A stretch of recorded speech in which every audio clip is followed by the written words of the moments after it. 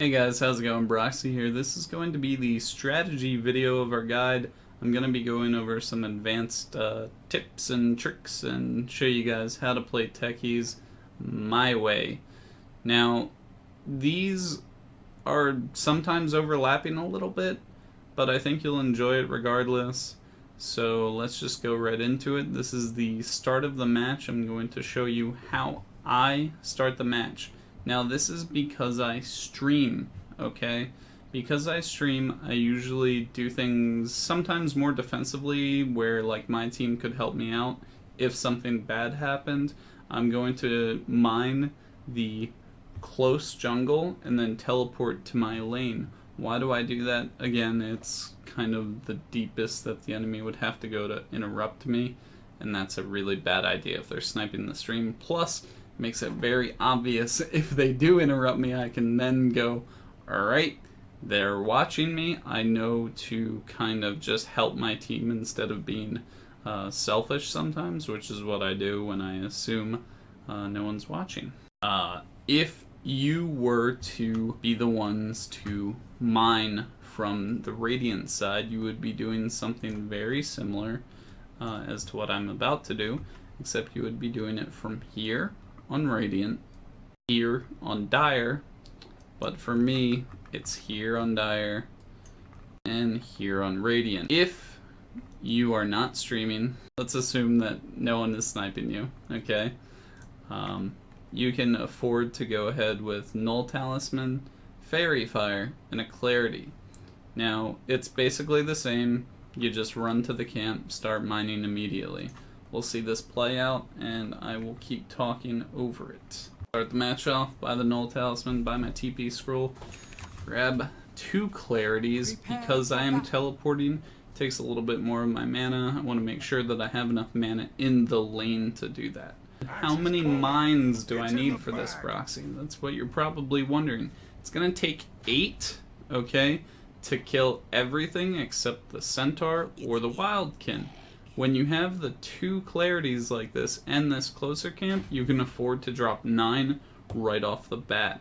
If you are in the closer camp, you can actually wait until it pops and then drop the following 9th landmine, okay, to finish off the camp as needed. Now those camps, the Wildkin and the Centaur, will take 1 more auto attack as well, unless the mines are stacked tightly, as they are here. When you have 9 down, it'll kill it instantly when it spawns, as you guys are about to see.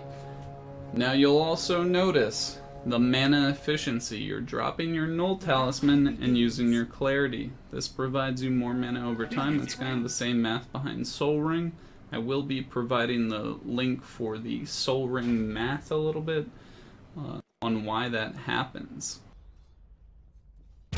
Wildkin spawn, that also is the only remaining camp that does not give you level 2, but that's okay. Now this game is a dual lane with an Omni Knight, and that's totally fine. We kind of end up splitting the gold in the lane, the last hits in the lane, but it's usually the way you have to look at a dual lane like this is they're probably going to end up getting more last hits than they would solo anyway. So, as we see here, the Spectre got a little bit greedy, and you punish with the immediate suicide. Because most people will see the landmine, they assume that you don't have suicide. But they're always wrong, because you've already hit level 2 from that sweet, sweet jungle XP. Now, their jungler has decided that the lane is too difficult for his carry, and he needs to help out, and he's not wrong. Problem is, he does it incorrectly. Double kill, a suicide. We're already doing great in the lane. Omni Knight and Techies together is pretty strong just because he's a generally tanky hero, can kind of save Techies in a clutch, right? And is also kind of immovable, which is great. Other heroes include Slardar. We went over all that stuff. We went over all that stuff in another video, so just keep quiet. But it's a dual lane, and it's very difficult for the enemy to deal with. Maybe if they had a second support that was good against both of us, that you know, might be a little bit worse, or a different carry. Spectre's pretty weak in the current patch.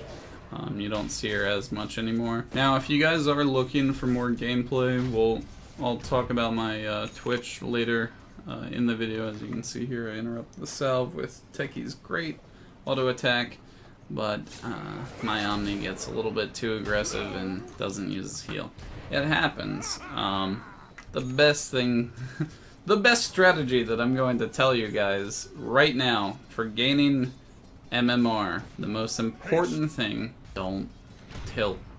Do not yell at your teammates. Just try to work with them. Working with them, even if they're the worst person on earth, mute them in that case, and just get on with your day. Don't get hung up on previous encounters, and just move on, move forward, try to win. That's my best strategy that I can teach you, honestly. And it's going to take a lot of effort on your part to fix. So, something that I've kind of glossed over, and this is a really good example right here, is why did I have mines there? That goes back to something that you should be doing constantly in any position as Techies.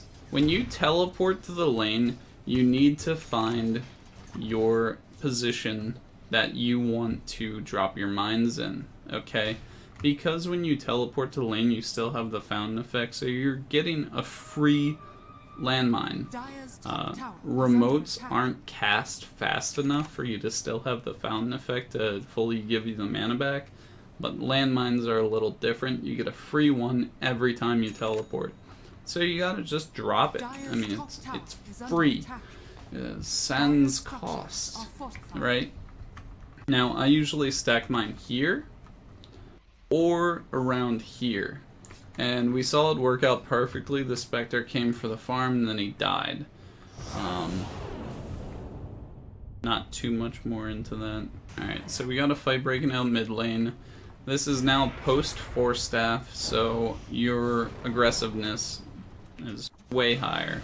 I see the perfect opportunity, and we finally show off the reason that you buy Force Staff. Force Staff Suicide is my personal bread and butter in the early game, and then later on you use it for the remote mines, landmines, whatever, forcing them into that. And just general mobility. It's kind of like Techies Blink Dagger. It's the better version of Blink Dagger for Techies. So yeah, I mean, just seeing that in the early game, having that 14-minute Force Staff, whatever, it really increases the chances of getting off that perfect suicide, as we saw there. I'm going to explain what I ended up doing here. Is I went bottom lane to try to push opposite of my team. Why do I do that? This is probably a personal preference, and higher up it kind of changes a little bit. You will often get picked by really good players if you try to do this. When you know you're kind of outmatched, say they had a Storm Spirit in this case. Storm Spirit or a better support might have made me pay for this a little bit more. But their team has, you know, 3 melees. Okay. They tried to kill me here. We'll back up again. They get punished for it. They try to stop my push. They get punished for it. I do end up surviving and teleporting home. It's a glorious battle for me. Ricky pays for his punishment. No, I die when I try to teleport. But that's fine. I took 2 for 1 in a lane that my team wasn't even in. And on top of that, they devoted a third to kill me. So my team gets the easy 4v2. What do I end up doing? Throughout this game, or throughout the next couple minutes, I am finishing off my Aghanim Scepter. So I'm actually just farming. We pick up our Aghanim Scepter, we port top lane, and we just start pushing. Now, at this point, I am level 11, so level 2 ult and Aghanim Scepter. That means I can start killing every single wave with just 1 remote mine. this is super efficient. It's 240 mana to just instantly wipe out a wave. Now this will work until around 39 minutes is when the creeps are too strong to die to level 2 ult plus Aghanims. What you need at that point is level 3, so hopefully you're level 16 by 39 minutes. Otherwise you will no longer be able to do that. It's not too difficult, especially if you play my way. So one thing here is, maybe you noticed it, we'll back up again real quick, is we actually have our health bars set for the current level of mines that we have.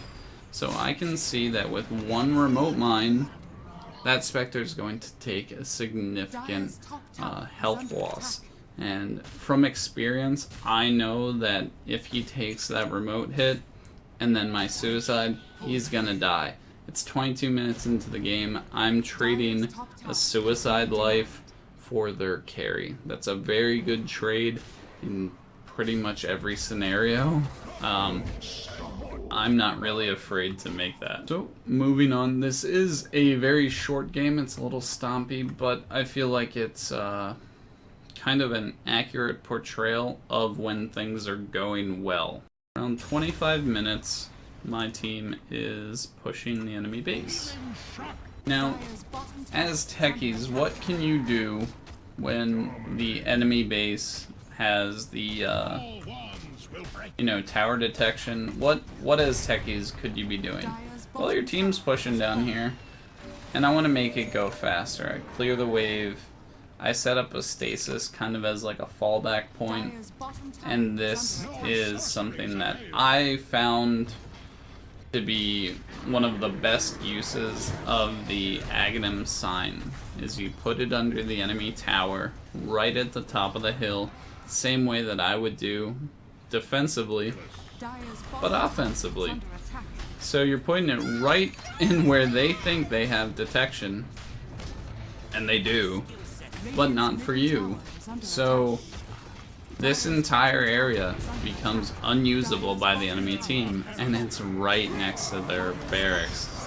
So the axe tries to go on us, he's dead instantly. There's really not much else to say about that, is there? It's kind of silly, I'm not gonna lie. When I read the patch notes for it, I was like, really, Ice Frog? Are you sure about this one? It seems a little abusable, and here is how you abuse that. Side note, this can also be done in their fountain. I'm not gonna get too into that because that's kind of for like silly tactics and stuff you only do for show, but yes, you can put the sign inside their well and do the same exact thing.